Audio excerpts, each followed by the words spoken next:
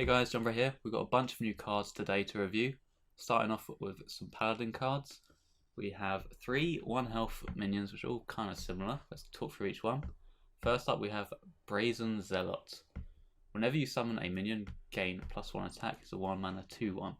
So a very aggressive card, but a little bit weak in terms of survivability. You can kind of compare this to Murloc Tidecaller in that it's aggressive. One drop with a similar effect. Obviously this works on any minion, whereas the Murloc Tidecaller only works on Murlocs. Currently, Mage Hero Power, Rogue Hero Power, most one drops and lackeys deal really well with this card. If you are playing an aggressive deck, you really don't want your one drop to just be killed really easily. If you're against Mage though, they really don't want to be hero powering on like their turn 3 or coining hero power turn 1. It really messes with their stuff because they want to keep the hand size really big. They want to use turn 3 to either play Arcane Intellect or Banana Buffoon. And if you can kind of time when you play this card to disrupt the mage's curve, you might find an advantage that way. If you're against a warrior, they might not even be able to kill this outside of a warpath. Most warriors right now don't run Weapons Project. And they run a bunch of 1-drops, 1/2s, 1/3s, etc. But if you can either dodge them or find a way to kill them from hand, or maybe protect this minion with a health buff or a divine shield or something, the warrior's going to have an actual hard time dealing with this minion before like turn 4 or so, and they don't really want to have to use an early warpath on it. Something I could see if this card is useful is the curve of going this turn 1 and then turn 2 you play Argent Protector to give it Divine Shield, and the attack on this thing is going to grow crazily. On turn 3 you could play this plus Argent Protector and you get a 3/1 Divine Shield plus a 2/2, which is pretty good tempo, and the 3/1 grows. It's like a Scarlet Crusader plus extra tempo plus a threat. I don't think this card's as bad as a lot of people are saying. It's very, very snowbally. The only problem I see with it is if you don't have ways to protect it and you're against like Rogue or something, it's going to die very easily. Otherwise, it's a huge threat. Next, we have Sandwasp Queen. It's a 2 mana 3/1 battlecry. Add 2/1 Sandwasps to your hand. So this is a little bit similar to the Druid card Acorn Bearer. This is 2 mana instead of 1, and it's a battlecry. And the 2 tokens you get have better stats than the squirrels. This card's pretty good value, I would say, and not terrible tempo. Like, if we've seen from Firefly in the past, getting 1-drop cards into your hand is incredibly valuable for just filling out your curve, and this card fills out your curve incredibly well. Even though these cards die to pings and things, it could be a case of just you play so many of them that the opponent is going to lose tempo regardless, even if they get a good ping every single turn. Next we have Salet's Pride. It's a 3 mana 3/1. Death Rattle, draw 2 1-health minions from your deck. So this is a huge value card. If you look at the draw cards in the free cost slot right now, you're looking at Acolyte of Pain, and I think this card is just better than Acolyte of Pain almost always. You can tune your deck so you know what you want to draw. Something I've seen people suggest that you can do with this is run Twilight Drakes and Faceless Ragers as your 1-health guys in your deck. You play this on 3, it dies, you get a nice beefy Twilight Drake on curve, and then you can follow that up with the Faceless Rager you drew as well to have 2 big threats. And you're not really losing too much tempo to do so. Normally when you play these Drake strategies, you're kind of passing the first few turns to do it. This just lets you play a minion turns 1 and 2, and then follow up with a 3-drop as well, and you can just play the Drake without really losing too much tempo. That's potentially a powerful curve for Paladin. I'm not sure if it's enough to compete with the likes of Mage. It seems a little bit too slow and a little bit weak on the attack. You also have the problem with that curve if your lion doesn't die on turn 3. Say you're playing against a warrior, they just might not kill it, and then you're waiting another turn to play your Drake, which can be a bit slow. All in all, these cards are very versatile. Each one can fit into a multitude of decks, trying to give you specific things. I'm sure some of them will see play. Speaking of Paladin cards, we have the Explorer, Sir Finley of the Sands, which is a 2 mana 2/3 battlecry. If your deck has no duplicates, discover an upgraded hero power. So this is like combining all the cancers of previous metas. We've got a Keleseth kind of card where if you draw it on your opening hand, you have a massive win rate increase. We have the Reno effect, which was frustrating to play against, and we have upgraded hero powers like the Baku Paladin, which was also a nightmare to play against. So we've got them all three of them basically in one card, which is a bit worrying to say the least. One thing that can limit this card and other Reno effect cards is Bomb Warrior. If they're shuffling multiple bombs into your deck, these Reno effect battle cries won't trigger. I'd say Finley is probably the least affected by this, given that you're going to be mulliganing for him and you get to play him before the warrior will be able to shuffle bombs into your deck. I'd say Finley fits into a slower style of Paladin deck. You don't really want to be playing a Reno style aggro deck because you're going to be having a hard time curving out and having the best plays on every sort of mana slot. Also, if you're going to be choosing out of 3 hero powers, you might get something like the warrior hero power or some of the slower ones where you really want to be taking the game slowly to get the most use out of it. Cool card, but I'm a little bit hesitant about the direction it's taking the game in. Next we have the Paladin Quest, Making Mummies. 1 mana, play 5 reborn minions. Reward is the Emperor Raps, and the Emperor Raps is basically summon a 2/2 copy of a friendly minion. Now, I'm not sure if you can play the hero power if you don't have any minions on board. That would be a significant downside, because if you remember the Shaman Death Knight, that relied on you having a minion on board, and there were some cases in slower grinding matchups where you just didn't have a minion that you could play, and missing out on the 2/2 every turn really kind of sucks. It's kind of hard to say how good the reborn cards are. We've only seen 2 reborn cards so far. One I'm about to talk about soon, and the other one's a warrior card. So it probably isn't too hard to complete this quest, and the reward is significant, but not like game-breakingly good, I'd say.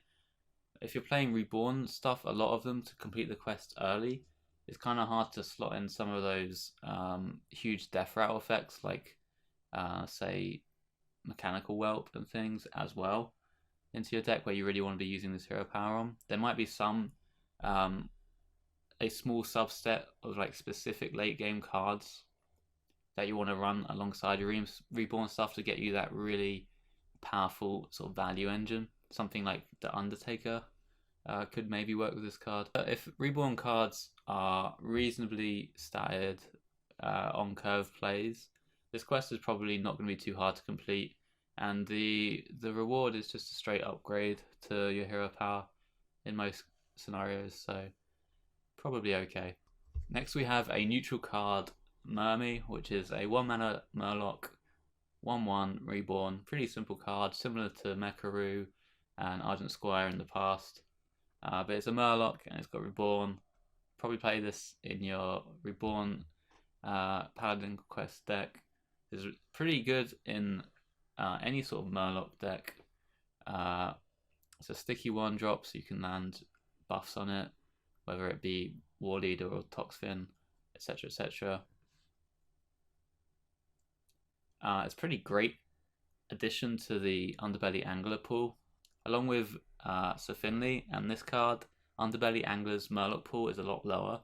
So when you're playing Angler and other Murlocs, you're more likely to hit a cheaper Murloc so you can keep doing the cycle. It's pretty frustrating when you hit a 4-cost Murloc as your first Murloc from going for an Underbelly Angler sort of chain turn. Not too much to say about this card, it's just obviously strong in Murloc decks and reborn decks. Speaking of Murlocs, Shaman spell, 3 mana Plague of Murlocs, transform all minions into random Murlocs. So this is the counter to the Giants Plague we've had on ladder from mages. They do their Khadgar Conjuring Mage turn and you turn them all into Murlocs. Excellent tool for control Shaman if mage is a weakness, which it is right now. How good is it against other decks? This card's kind of bad in a token heavy meta, which we're likely to see still. Lackeys are still really strong. Some paladin cards are all tokens as well. If you're transforming a board of Murlocs, like three to four cards on their side, you're probably not going to be reducing the stats all that much. There'll be additional synergies on board as well, like war leaders, that sort of thing. Maybe an underbelly angler could cause you a bit of problems. If you're playing a token style deck, you can kind of use this like a Sunkeeper Tarim kind of effect, where you take as many value trades as you can, kill like all their small stuff and leave them with a big thing, and then you play Plague of Murlocs, and usually the boards will be kind of even in stats for each minion, but you'll have more minions. I think this card is going to be dead in hand a lot of the time. It really is a metagame call, I'd say, because I don't think the average stats that you decrease the boarded is enough to warrant playing this card against like Rogue, for example.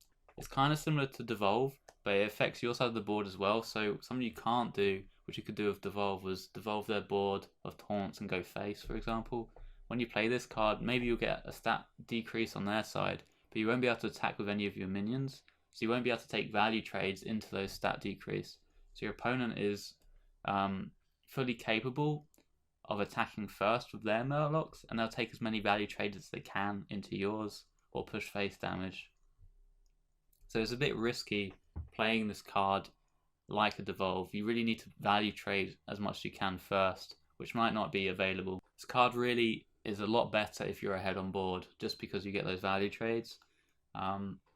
So you want to be playing an aggressive or a tokeny style deck which goes wide to make the most of this. If you're upgrading totems into Murlocs, it's usually going to be a stat increase. But you don't want to be using this card if you're playing a lot of big things.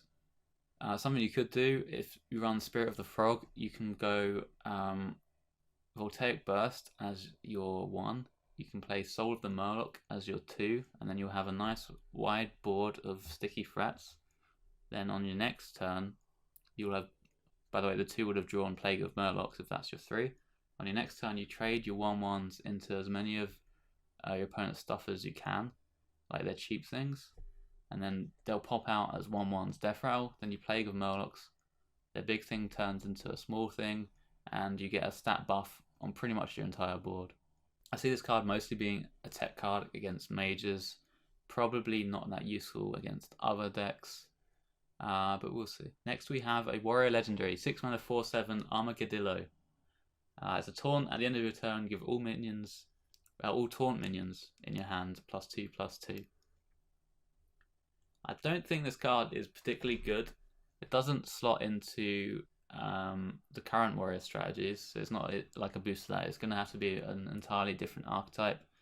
In terms of taunts you've got right now in Warrior, they're all quite costly ones. You could go for like Armani Warbears, or you can go for Grizzlies, that sort of thing.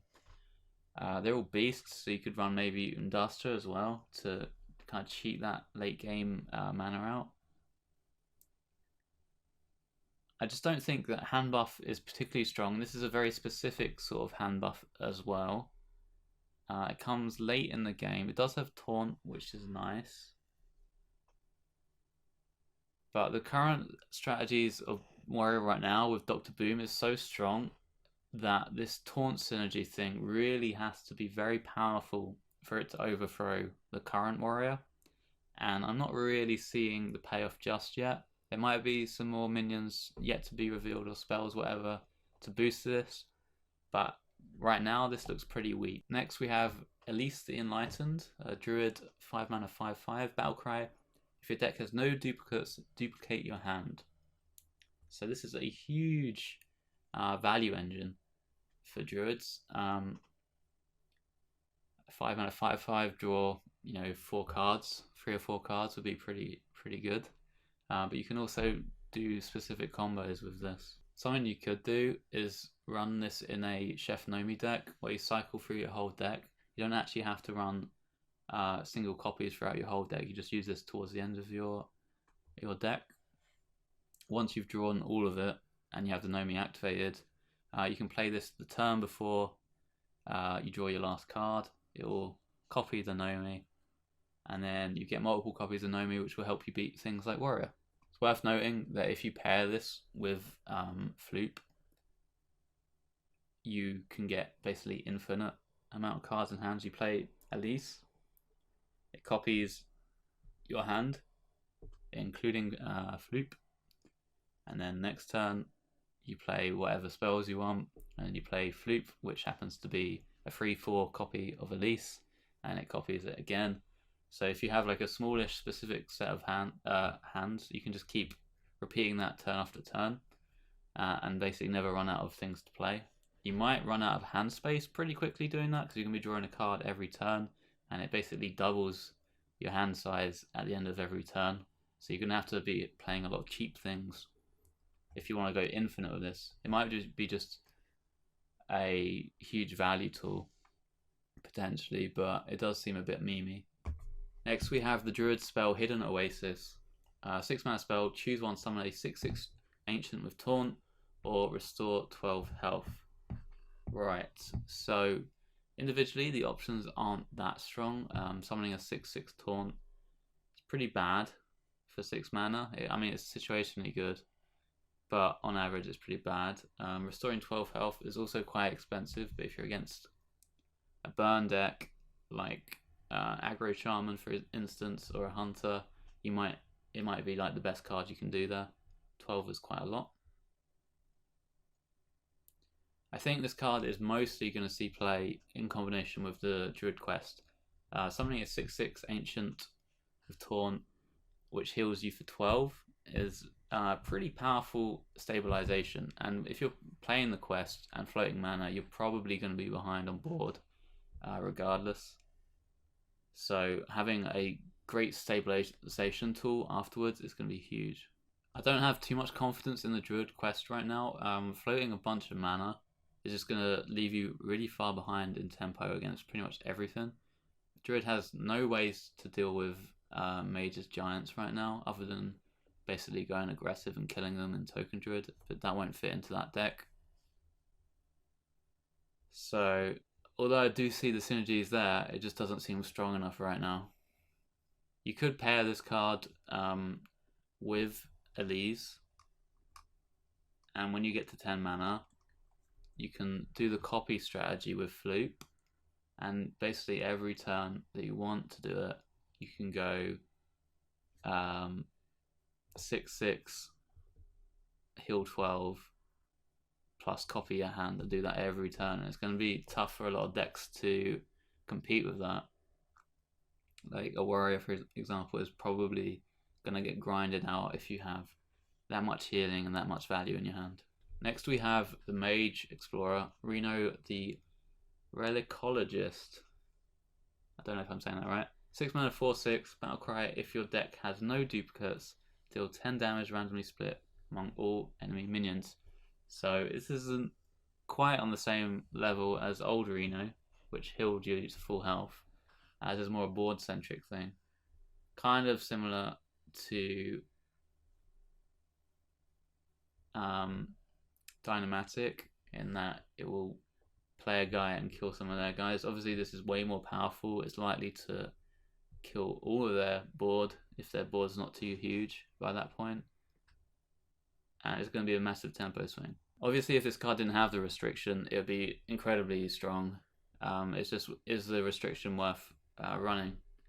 Something you could do is pair it with the quest, and that way you get all the late game value you need, and you have these mid game tempo swings with this card to kind of deal with the board from your opponent. It wouldn't ever run this in a deck with like Mountain Giants and things. That deck needs to be very consistent. This is going to be, if it's going to be a thing, it's going to be in a completely different archetype. It's a super powerful card. Pretty much always going to swing tempo back into your favor with this card, even if you fall behind the turns prior to it. And the 4/6 body is pretty good at dealing with whatever board comes next. I think this card might be surprisingly strong. I just don't know. I hope it's not though. I really don't like Reno decks. Next we have Dino Tamer Bran. 7 mana 2/4. Battlecry. If your deck has no duplicates, summon King Crush. So it's the most expensive of the heroes, but the reward is a 7 mana 2/4 plus an 8/8 charge, which is very, very powerful. Getting a 2 mana discount on the 8/8 plus a 2/4 body as well. I think Hunter is one of the classes which is most suited to running a pure singleton deck. It can easily get away with running a bunch of secrets with Subject 9, one above each secret. You kind of want to be doing that anyway, so Subject 9 draws more cards. And that already fits up a bunch of deck slots into your deck. You can also run Zul'jin as a 10 mana card, as a singleton, which is incredibly powerful as well. So there's already about half your deck can reasonably be singletons, and then you're not really losing too much by making the other half singletons as well. I would say this card suffers probably the most out of all the explorers to Bomb Warrior, because it is the most expensive card. The likelihood that you have multiple bombs in your deck by turn 7 is going to be much greater than the other cards. I do think Hunter probably can run the Dinotamer Bran. It is not a beast, which is a bit of a problem because Master's Call is one of the strongest cards in Hunter right now, and you can't really run that if you want to run Dinotamer Bran. So yeah, bit hesitant, but there's definitely room to explore there. Next we have a Warlock card, 2 mana 2/1 Expired Merchant. Battlecry, discard your highest cost card, Death Rattle, add 2 copies of it to your hand. Right, so this is similar statted to a Loot Hoarder, and it adds a card to your hand eventually.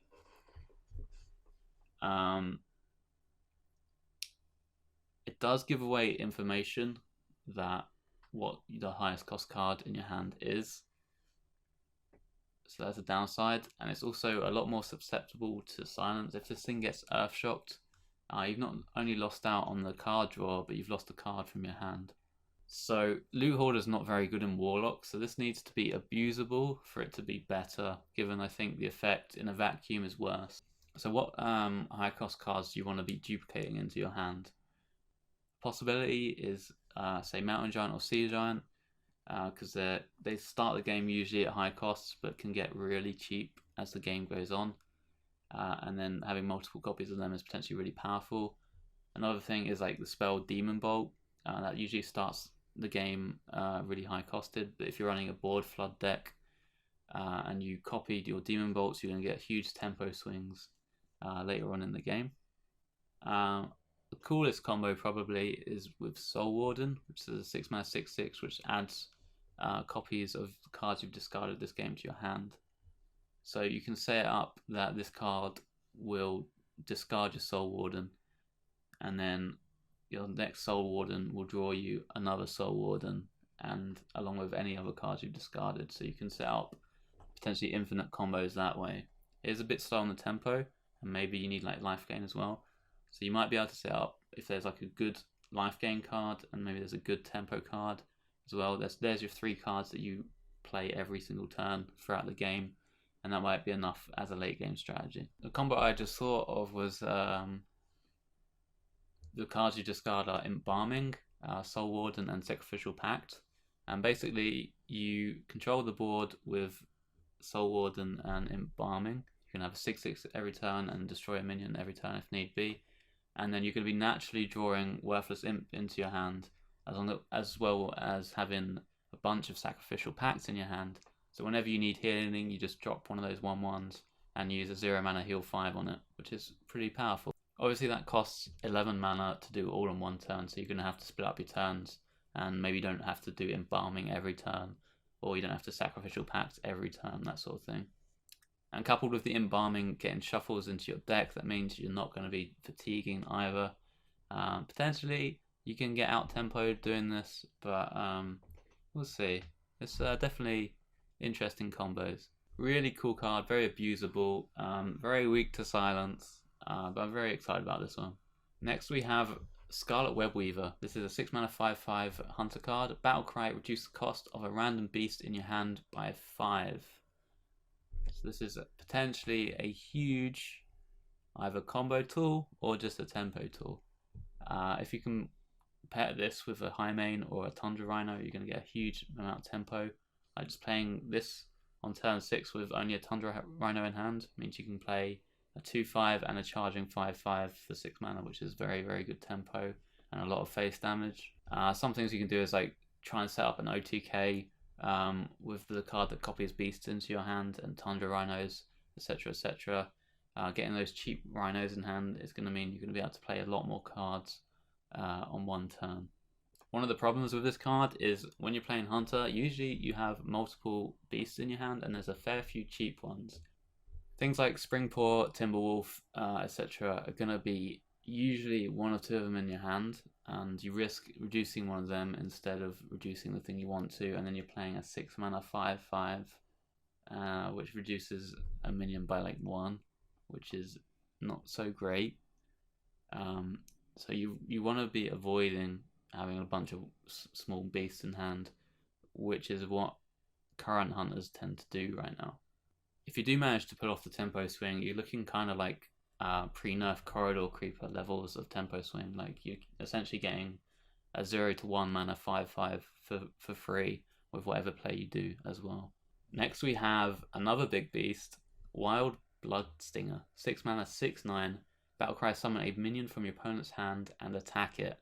So this is similar to Dirty Rat, which was a very effective combo disruptor and all-round value card. A lot of the cards opponents want the battle cries from them, and if you can play this on like a Shadow Walk and pull that from their hand, they're going to lose some of their late game winning effects. Warrior, a lot of their cards are battle cries. Dynamatic, Omega, Devastator, all of those cards they would hate to get pulled from their hand if you play this, and you're going to pull ahead on value quite considerably against them. A lot of people play lackeys and lackey generators. Rogue plays like Spirit of the Shark, a bunch of lackeys, so this thing is likely to pull out a lackey from hand, which is only a 1/1, and they lose that lackey effect, and you basically get a 6 mana 6/8 which discards a card from your opponent, which is pretty good. Even against mages, pulling out a giant, while it does seem kind of bad, mages usually want to combo with their giants, and this thing actually survives hitting it. It'll be a 6/1 after it hits the giant, and the giant will have 2 health, and then you can maybe finish it off with a Springpaw or something. And that means that mage doesn't have a good target to conjure anymore. So it's not the worst thing, even though pulling out an 8/8 does seem pretty bad. So this is a pretty huge combo disruptor. I'm not sure if it's something that Hunter want to do. It's a bit slow. Hunters usually want to be doing more aggressive stuff themselves, or going for like a Zul'jin's tempo swing, and this doesn't really help either of those things. It's definitely a powerful card in the right metagame. Right now it would probably be pretty powerful with how many lackeys there are and how many battle cries there are in Warrior. So yeah, don't sleep on this card. Definitely has some powerful effects. It's just whether or not Hunter is the right class to be able to take this control style effect and make the most of it. Okay, that's going to be it for now. Stay tuned for more card reviews. Follow me on Twitter if you haven't already, twitter.com/JambreHS. And I stream on Twitch sometimes, twitch.tv/Jambre. But anyway, thanks for watching, and I'll see you in the next one.